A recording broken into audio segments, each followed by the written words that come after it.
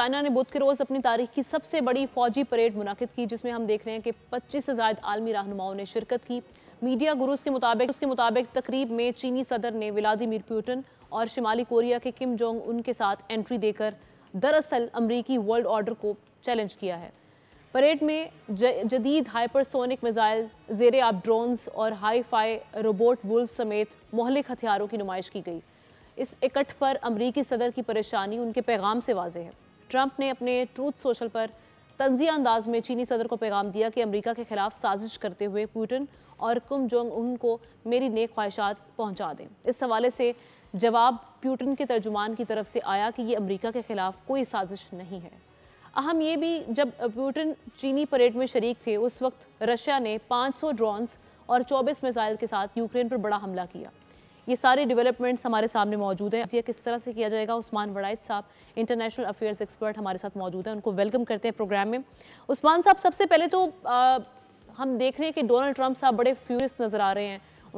उनका जो पैगाम है, एक तो उसकी वजह, और साथ ही साथ जब ट्रंप साहब आने वाले थे उससे पहले हम देख रहे थे बहुत से एक्सपर्ट्स उनकी और एनालिस्ट उनकी एक ये राय थी कि जब दूसरी टर्म में ट्रंप साहब इलेक्ट होकर आएंगे तो वो ये जो उनके हरीफ हैं चाइना, रशिया और ये जो साउथ कोरिया है, ये एक दूसरे से इनको दूर करने की कोशिश करेंगे।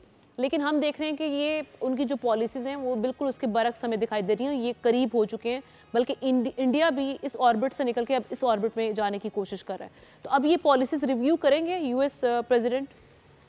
डेफिनेटली। पहले तो ये कि जियोपॉलिटिक्स में इस तरह के इवेंट्स जो हैं वो बहुत ही ज़्यादा मैटर करते हैं, और जिस तरीके से चीन ने अपनी सफारती और अपनी अस्करी कुव्वत का मुजाहरा किया, उससे ट्रंप समेत मेरे ख्याल में जितने मगरबी ममालिक हैं उनके सफारती हलकों में बड़ी तशवीश है, और इसका कसूरवार खुद डोनाल्ड ट्रंप है। जिस तरीके से उन्होंने आते ही इंटरनेशनल जो कि US led rule based order था उसमें आलमी कवानीन से दस्तबरदारी इख्तियार करके एक रूम, एक हला क्रिएट किया जिसको चीन जो है पुर करता हुआ नजर आ रहा है। और इसी तरीके से जो अस्करी हलके हैं वो भी हैरान हो गए हैं माइंड बॉगलिंग सीन देखे कि किस तरह से स्टेट ऑफ द आर्ट जो है वो परेड उन्होंने देखी, और इस सदी की मेगा इवेंट था जो पावर शो किया उन्होंने। बाकी डोनाल्ड ट्रंप की पॉलिसियां अगर देखें हम आके, तो डोनाल्ड ट्रंप ने आते ही सबसे ज्यादा क्लैम डाउन तो किया वो अमेरिकी इत्तेहादियों के खिलाफ किया। उन्होंने कनाडा से लेके नॉर्वे, डेनमार्क से और पूरे यूरोप को जिस तरीके से तनकीद का निशाना बनाया, जिस तरह से ज़ेलेंस्की के साथ उन्होंने सलूक किया, जो कुछ वो इंडिया के साथ कर रहे हैं, तो ये सारी ट्रजेक्ट्री उन्होंने खुद पेश खड़ी की है। और इसी तरह अलास्का में वो रेड कारपेट बिछा रहे थे। तो चाइना जो है वो नो डाउट उसकी जो पॉलिसी थी रूस के हवाले से वो मेरे ख्याल में बड़ी कामयाब रही है। अगर आप इस इवेंट को देखें तो ये तीनों कंट्री जो खड़े थे, शुमाली कोरिया, चाइना और रशिया, तीनों के पास न्यूक्लियर पावर है। तो मेरे ख्याल में उन्होंने चैलेंज कर दिया है उस ग्लोबल ऑर्डर को जिसका अभी कोई करता धरता नहीं है, और रीशेप किया ग्लोबल साउथ की स्ट्रेटेजिक अलायंस को है। चाइना जो है वो एक ऐसा मल्टीलैटरलिज्म का फ्रेमवर्क दुनिया में देखना चाहता है ग्लोबल गवर्नेंस के हवाले से, जो जस्ट हो, जो क्रेडिबल हो, जो बैलेंस हो। क्योंकि खुद अपना जी जिनपिंग ने 2 दिन पहले कहा कि कोल्ड वॉर की मेंटालिटी से जान छुड़ाने की जरूरत है अमेरिका को। नाम नहीं लिया लेकिन डेफिनेटली वो उसको रेफर कर रहे थे, और साथ ही उन्होंने कहा कन्फ्रंटेशन का ब्लॉक पॉलिटिक्स उससे भी हटना चाहिए हमें, और हमें मल्टीलैटरलिज्म की तरफ बढ़ना चाहिए।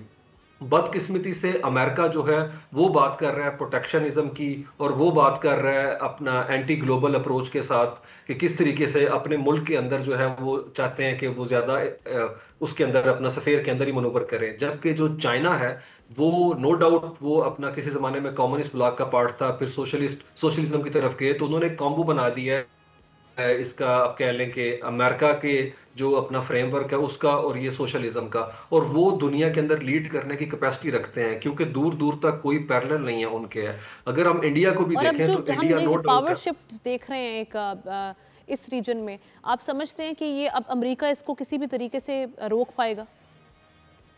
नहीं, बिल्कुल भी नहीं। अमेरिका जो है जब से अफगानिस्तान से निकला है, और स्पेशली डोनाल्ड ट्रंप की अगर हम बात करें तो वो तो खुद अमेरिका के जो एक असर था, एक उनका जो आप कह लें इन्फ्लुएंस था इस रीजन के अंदर, उसको रिसीड कर रहे हैं। इंडिया इररिलेवेंट इसी वजह से हो गया क्योंकि अमेरिका पैसिफिक रीजन के अंदर चाइना के खिलाफ महाज नहीं खड़ा करना चाहता, तो जो इंडिया एक मोर्चे के तौर के ऊपर अपने आप को पेश करता था काउंटर वेट के तौर पे, वो तो डोनाल्ड ट्रंप ने मुकम्मल तौर पे खत्म कर दिया। और अभी हम देखते हैं कि नवंबर के अंदर क्वाड्रिलेटरल मीटिंग थी दिल्ली के अंदर है, तो डोनाल्ड ट्रंप ने कैंसिल कर दी। तो इंडिया के हवाले से तो डोनाल्ड ट्रंप की पॉलिसी जो है उसके अंदर बड़ी कंसिस्टेंसी मैं देख रहा हूं मैं। बाकी रह गया चाइना, तो चाइना ने नो डाउट इंडिया को जो आउटरीच उसकी तरफ हुई है, जिस तरह से वहां पे मोदी पहुंचे हुए थे, उसको भी बता दिया है कि ये नी जर्क रिएक्शन नहीं, आपको ओवरऑल रिव्यू करना पड़ेगा चाइना से मुतालिक अपनी पॉलिसी। और इंडिया भी इस चीज को अच्छी तरह समझता है कि उसे जो है ना बैलेंस स्ट्राइक करना है, वो मुकम्मल तौर पे किसी एक तरफ नहीं जा सकता, जबकि इनकी माजी की फॉरेन पॉलिसी हमेशा गैर जानिबदार थी, नॉन अलाइनमेंट के ऊपर खड़े हुए थे।